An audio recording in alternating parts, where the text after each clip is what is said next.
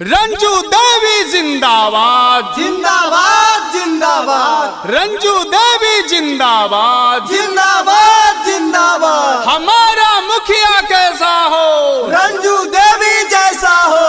हमारा मुखिया कैसा हो, रंजू देवी जैसा हो। मनोज भैया जिंदाबाद जिंदाबाद जिंदाबाद। मनोज भैया जिंदाबाद जिंदाबाद। दीदी रंजू दीदी हाथ जोड़ी कहलाना, भैया मनोज भैया कि फिर से हमारे के मुखिया बा नहीं हाय भैया। धीरे धीरे भारी बहुमत से ना के जीतोई है दीदी धीरे धीरे। जी हाँ भैया, दुब्बा पंचायत का सबसे कर्मठ और सुयोग्य मुखिया उम्मीदवार हमारे रंजू देवी जी को भरपूर सपोर्ट करें और अपना बहुमूल्य वोट प्रदान करें।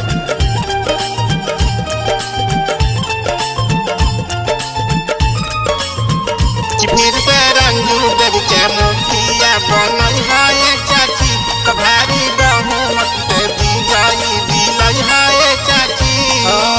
करमट जुझारू हाथी नेता ईमानदार हो, इनके जिताई है भैया कारी ले गोहार हो। ए दादा सुनी था अबरी चले के है वोट देबे। ठीक है चलो।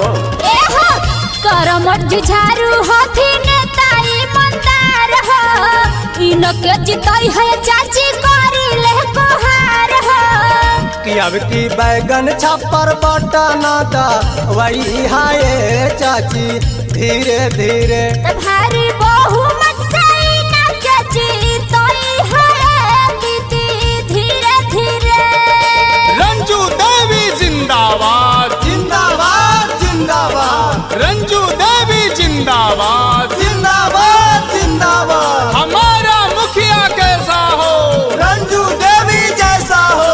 हमारा मुखिया कैसा हो, रंजू देवी जैसा हो। मनोज भैया जिंदाबाद जिंदाबाद जिंदाबाद। मनोज भैया जिंदाबाद जिंदाबाद जिंदाबाद। दुबा पंचायत की जनता जिंदाबाद जिंदाबाद जिंदाबाद। दुबा पंचायत की जनता जिंदाबाद जिंदाबाद जिंदाबाद। रंजू देवी मत घबराना, तेरे पीछे सारा जमाना। गाँव के विकास होई तो बनतो पक्की रोडावा, मिली जुली भैया दीदी दिहा सावे भोटावा। सुनी था ना ये चाची, अब की मिलजुल के इनके वोट देवे के हाई। ए हो गांव के विकास होई तो बनतो पक्की रोडावा, मिली जुली दादा दादी दिहा सबे भोटावा। और रंजू दीदी के मुखिया बा नहीं हाय चाची। धीरे धीरे भारी बहुमत से ना के जीतोई है चाची धीरे धीरे। छवे नंबर वाला बटना दा वही हाय चाची। धीरे धीरे भारी बहुमत से ना के जीतोई है दीदी धीरे धीरे। भैया हम गायक रविंदर यादव और हम दिव्याराज विश्वकर्मा आप सबसे आग्रह है, विनती है, आरजू है कि इस बार भारी मतों से विजय बनाएंगे और दुबा पंचायत से रंजू देवी को फिर से मुखिया बनाएंगे।